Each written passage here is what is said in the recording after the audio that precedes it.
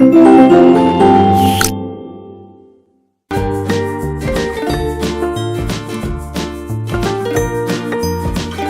everyone, how are you all of you? I hope you are all doing well. So today we will start our chapter number 9 in English grammar and our chapter name is a preposition. So let's get started our chapter now. Preposition. तो बच्चों आज हम preposition के बारे में बात करने जा रहे हैं. Preposition बेसिकली हमारे वो वर्ड्स होते हैं जो किसी चीज़ की पोजीशन को बताते हैं, यानी कि कोई चीज़ की क्या पोजीशन है दूसरी चीज़ के रिलेशन में, तो वो सारी पोजीशन के जो भी वर्ड्स होते हैं उन्हीं को ही हम ये बोलते हैं. तो चलिए यहाँ पे समझते हैं. Look at the picture and read the following sentences. In pictures को देखिए और नीचे आपको कुछ सेंटेंस दिए हैं वो पढ़ते हैं. The book is on the table. तो यहाँ पर आपको जो पिक्चर्स दिए हैं इसमें कोई ना कोई ऑब्जेक्ट है, यानी कि कोई वस्तु है और उसका कोई ना कोई पोजीशन भी है. तो नीचे जो सेंटेंसेस दिए हैं आपको उनकी पोजीशन बताई गई है. तो इसमें पहला है, फर्स्ट सेंटेंस में बोला है the book is on the table. Second picture में हम देखें the rat is under the table. What does the third picture says? The cat is near the table. Fourth sentence says the pen is in the ink pot. तो आप यहाँ पर देख पा रहे होंगे कि ये जो हमने सेंटेंसेस पढ़े इसमें जो भी वर्ड अंडरलाइन है ये पिंक कलर से लिखे हुए हैं. जैसे कि ऑन. ऑन का मतलब क्या है यहाँ पे? In sentence 1 on shows relationship between the table and the book. On जो है हमारा वो रिलेशन दिखा रहा है टेबल और बुक के बीच में, ठीक है. यानी कि टेबल कहाँ है, हम वो बुक कहाँ है, हमारी टेबल के ऊपर है. तो ऑन का इस्तेमाल किया जा रहा है यहाँ पे बुक और टेबल के बीच में रिलेशन बताने के लिए.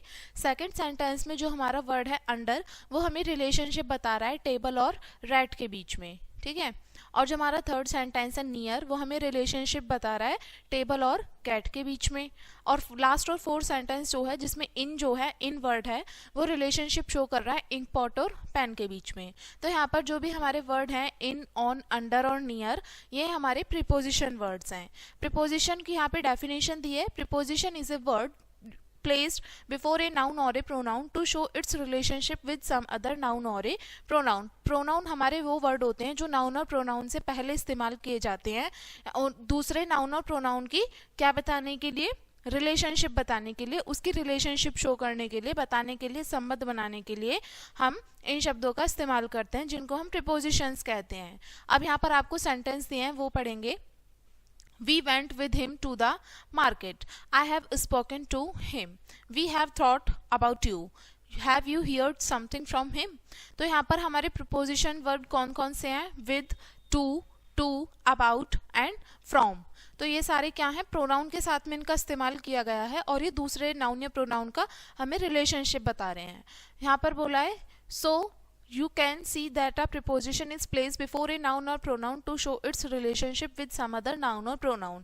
तो अभी हमने ऊपर यहाँ पर सेंटेंसेस में देखा कि जो हमारी प्रीपोजिशन है वो नाउन और प्रोनाउन से पहले इस्तेमाल की गई थी और रिलेशनशिप बता रहे थे वो दूसरे नाउन और प्रोनाउन के साथ में.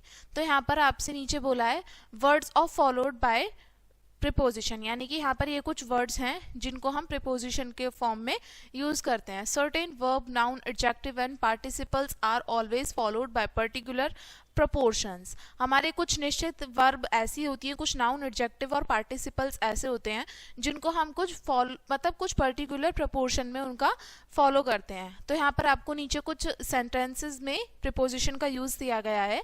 हम पहला समझते हैं फोर का इस्तेमाल यहाँ पर क्या किया गया है? Nagpur is famous for its oranges, यानी कि नागपुर जो है वो अपने ऑरेंजेस के लिए बहुत फेमस है.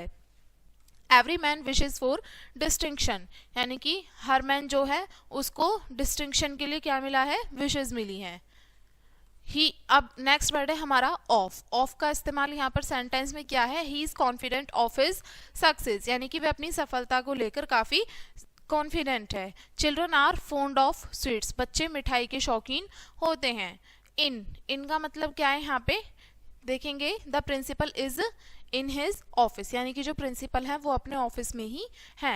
हैव फेथ इन गॉड, यानी कि भगवान में विश्वास रखो. फिर हमारा नेक्स्ट वर्ड है विद. सेंटेंस बन रहा है इससे ही touch me with his finger, यानी कि उसने मुझे अपनी उंगलियों से छुआ. डोंट क्वारल विद मी, मुझसे मत लड़ो. नेक्स्ट वर्ड है हमारा फ्रॉम का मतलब होता है से. You are different from your sister, यानी कि तुम अपनी बहन से अलग हो. She stop me from going there, यानी कि मुझे वो वहां जाने से रोक रही थी. बाय, बाय है हमारा what is the time by your watch, यानी कि तुम्हारी घड़ी में क्या समय हुआ है। I was help by my brother, यानी कि मेरे भाई के द्वारा मेरी मदद की गई। हमारा नेक्स्ट वर्ड है at, boys laughed at the old man. Next sentence है I live at Amritsar. Next word है to, please listen to your elders, he is always faithful to his master. फिर वर्ड है हमारा into, the child fell into a well, यानी कि एक बच्चा कुएं के अंदर गिर गया। The boy jump into the river, जो बॉय है वो रिवर में कूद गया।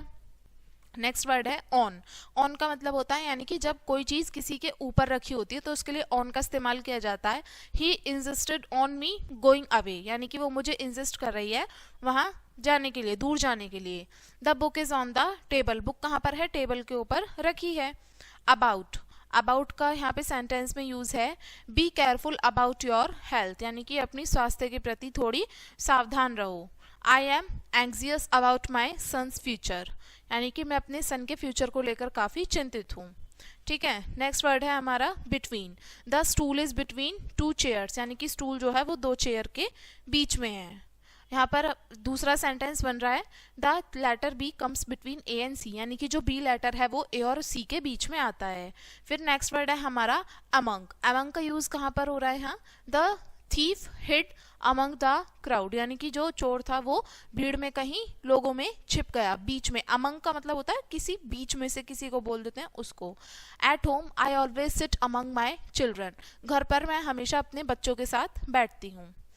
ओवर, ओवर का इस्तेमाल है यहाँ पे the bird flu over our head, यानी कि जो बर्ड्स हैं वो हमारी सर के ऊपर से उड़ रही हैं। He spread his handkerchief over his face to keep off sun, यानी कि उसने अपना हैंकी जो था वो अपने फेस पर, फेस के मतलब पूरा कवर कर लिया धूप से बचने के लिए।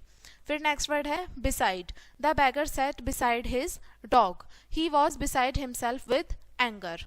नेक्स्ट वर्ड है बिसाइड्स, देखिए यहाँ पर एस का डिफरेंस आ रहा है तो यहाँ पर मीनिंग भी चेंज होता है इनका। यहाँ पर देखेंगे I have 3 other shirts beside this, यानी कि इससे हटकर मेरे पास और भी 3 शर्ट हैं।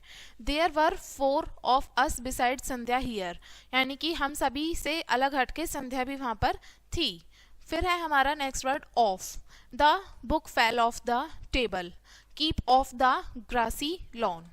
ठीक है, तो ये हमारे कुछ प्रीपोजिशंस थे जिनका सेंटेंस में यूज़ हमने सीखा, कहाँ कहाँ पर इसको सेंटेंस में यूज़ करते हैं। ठीक है, तो ये हमें पता होना चाहिए कि कौन से वर्ड का यूज़ कहाँ पर करना और उनका मीनिंग हमें ज़रूर पता होना चाहिए। ठीक है, तो बच्चों इस चैप्टर में सिर्फ इतना ही था। इसमें हमने प्रीपोजिशन समझी, प्रीपोजिशंस के हमने मतलब यूज़ समझे, कहाँ कहाँ पर हम यूज़ करते हैं इसका। तो वीडियो में सिर्फ इतना ही, मिलेंगे नेक्स्ट चैप्टर में नई वीडियो के साथ में। And thanks for watching.